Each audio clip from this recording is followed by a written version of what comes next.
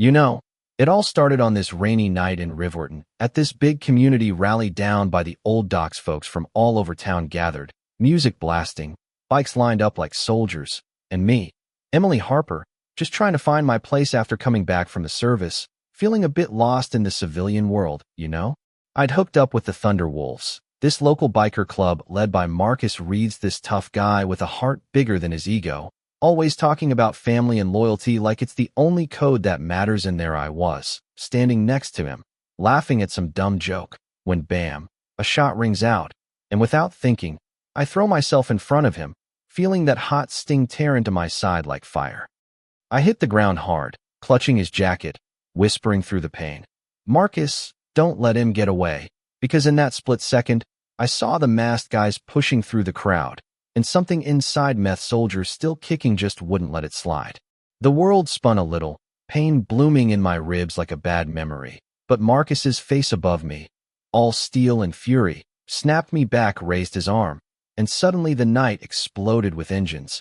Over 100 Thunder Wolves revving up, headlights cutting through the rain like knives, chrome flashing, the ground shaking as they surged forward, forming this unbreakable wall around those attackers.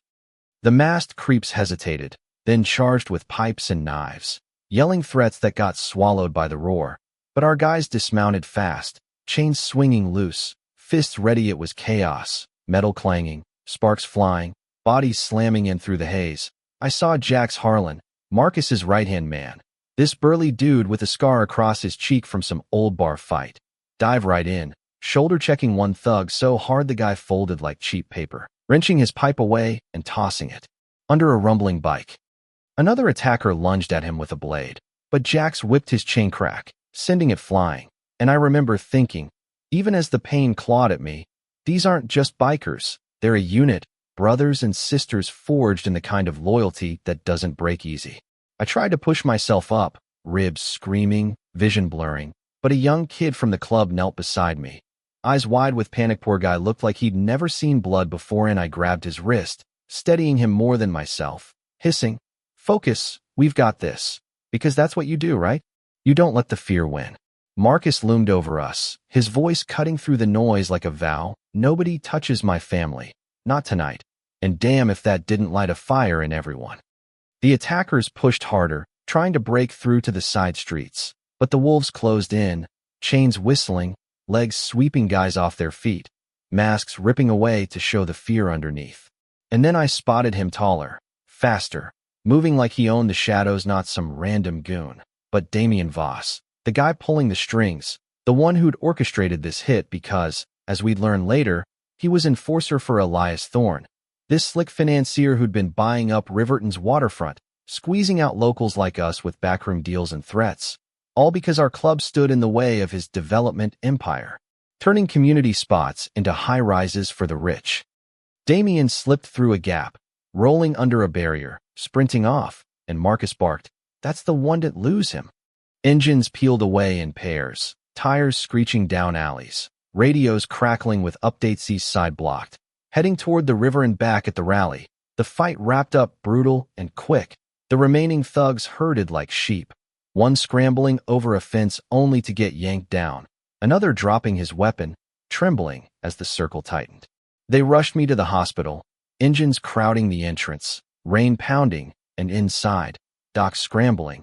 But with all those wolves pressing in, I wasn't just another patient, I was family, fighting through the haze, gripping the rails like I was still in the fray.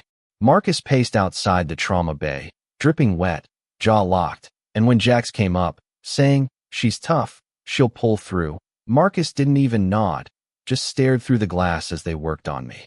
The doc finally pushed out, mask dangling, the bullet missed vitals. "We've stabilized her, surgery soon," and relief hit like a wave, but Marcus's eyes hardened. Alive wasn't enough, not with Damian out there thinking he could strike at us and vanish.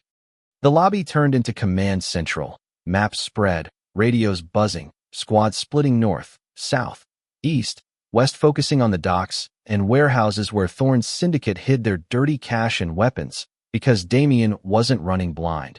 He needed cover, money, and that all traced back to his boss's grip on the city. Jack stayed with Marcus, smirking a bit. "You're not sitting this out, are ya?" and Marcus just grunted, "You know me better." Then he pulled his phone, dialing a number he hated using, Detective Lena Brooks. This no-nonsense cop who'd tangled with us before, but saw the rot in Thorne's empire. How he'd manipulated HOA boards and community votes to grab land, fueling old grudges that turned neighbors against each other. She answered quick, voice tight, "Tell me this isn't war." And Marcus growled back, "We've got a hit. Emily took it for me." Shooters running neat eyes on the grid. Lena paused, then "Send positions. I'll feed you paths," because deep down, she knew Thorne's money had corrupted her precinct too, trading favors for silence. And if Damien was in play, it meant the whole system's crooked. At the marina, Damien slipped through alleys, hood up, crushing his phone underfoot. No fear, just calculation, routes planned months ago, safe houses stocked. Because this wasn't random, it was payback for our club blocking Thorne's latest land grab, a personal vendetta wrapped in greed. Back at the hospital, I lay there, machines beeping, world fuzzy, but my mind racing. The flash, the burn, Marcus's vest in my hands. No regrets, just wishing I'd seen Damien's face when the wolves turned the tide. Jack stepped in, dripping rest, but I croaked, "When he's caught." And he nodded, knowing better than to argue. The storm raged outside, rain slamming windows, and Marcus on the phone with Lena, suspects north on Canal, could be decoys, real targets west at the cannery, signaling Jacks to relay. Another wave of bikes tearing out, engines snarling. Lena's voice tightened, "If he crosses the river, he's gone." And Marcus narrowed his eyes, "Then the river's his cage." I closed my eyes, not sleeping, just calculating, feeling deep in my gut he wouldn't escape. Not with Marcus's fury. The wolves hunting is one, and Lena cutting paths like justice's hidden blade.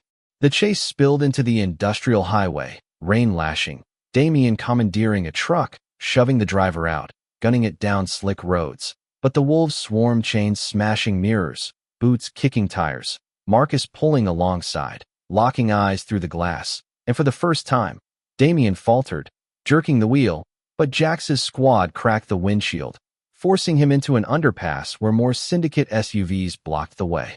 He barreled through, but the truck sputtered, dying, and he vanished into warehouses. Lena crackling in Marcus's ear. Pier 17, that's his real out. And the wolves converged, engines thundering, headlights blazing as Damien sprinted for a waiting yacht.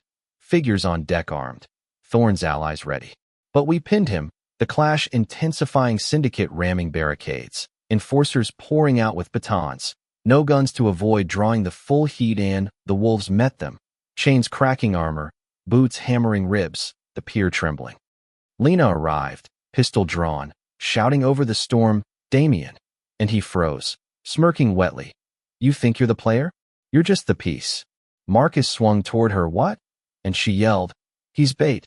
The syndicate wanted us here. The real boss wears a suit, not a mask."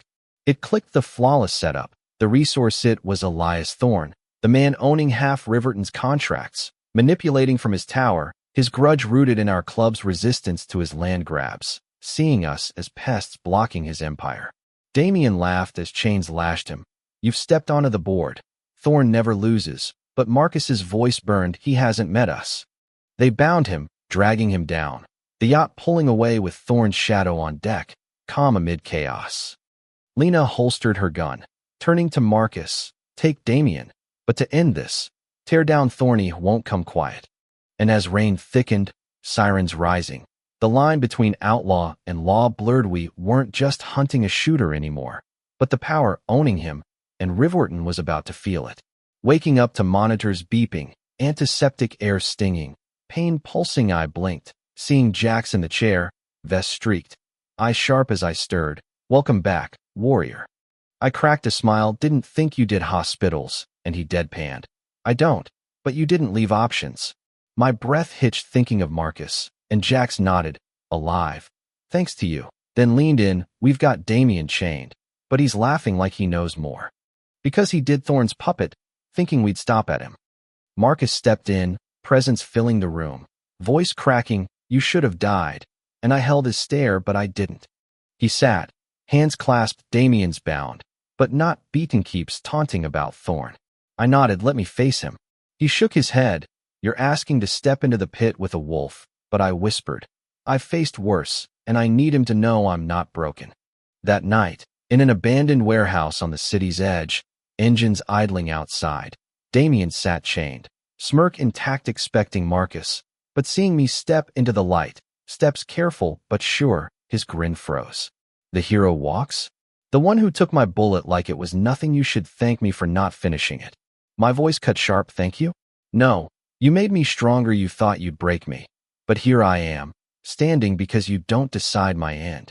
The room pulsed, wolves ringing us, Marcus in shadows letting me own it. Damien's eyes narrowed. This means nothing. Thorn moves the pieces, you're just pawns, and I leaned in, then I'll flip the board. His smirk cracked, silence claiming him. But victory soured quick, the van empty, chains severed, ambush exploding, warehouse window blowing out in flames, syndicate enforcers swarming, military precise, because Thorn wouldn't let his enforcer rot. It was personal, our club a thorn in his empire building, communities torn by his manipulations. The wolves formed up, sealing exits, chains swinging, no bullets to keep it under radar, and Damien appeared on a catwalk, arms wide. Think I'm the end? I'm the start. Thorn sends regards. Marcus roared back, "You're bait, and tonight you're done."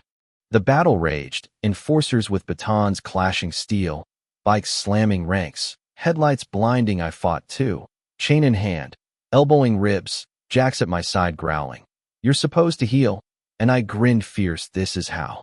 Lena arrived, comms buzzing, watch rooftops, and we brought cranes crashing, snipers scattering. Deeper in, catwalks collapsing, Damien's men swarming, Marcus whipping chain, Jax shattering ribs, me striking precise through pain, and we cornered him high up, rain slicking everything. He sneered, "Killing me changes nothing.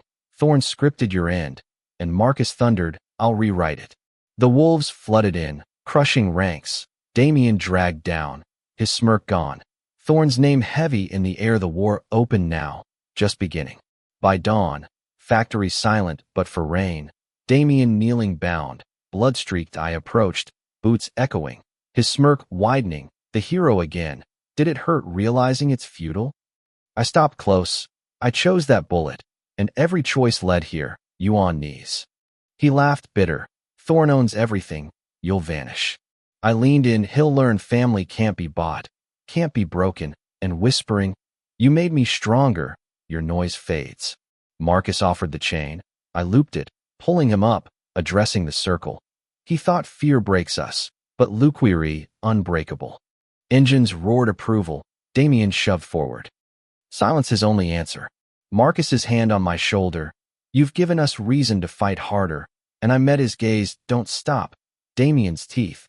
Thorn's the head, finish it. Engines thundered. Victor's laughter drowned. I stood tall, pain sharp but spirit unshaken. No victim, but the spark of a war Thorn wouldn't forget. Dawn glowed over Riverton, smoke curling, wolves standing united. Me stepping forward to their revving salute. Marcus's voice. She reminded us what family means, roar shaking ruins. But Lena stepped in. This doesn't end with Damien. Thorn's fighting back from boardrooms. I turned, then drag him out. Riverton's not for sale. News spread, footage looping, collapsing, whispering, turning me into a symbol. Cheers as I left hospital. Marcus handing helmet. Ride with me. Show you're not afraid. Convoy rolling, crowd erupting. Weeks on, I spoke at shelters, rallies, wolves guarding, but Thorn's shadow grew, deals greased, politics bought. Lena brought files, he's untouchable by system, and I set them down. Then we stop pretending it will save us, give him the war he wants. Room quiet. Marcus studying me as leader emerging. Jax grinning. I'll follow you through hell again. One by one. Nods Lena folding arms. You're challenging the city itself. I met her gaze. Time it learned who owns it. Engines thundered louder. Message to Thorn, and all were not done. The fight for Riverton's soul just begun. And you know, looking back, that bullet changed everything, showed me family's not blood, it's choice, and standing up, even when it hurts. That's what makes us unbreakable.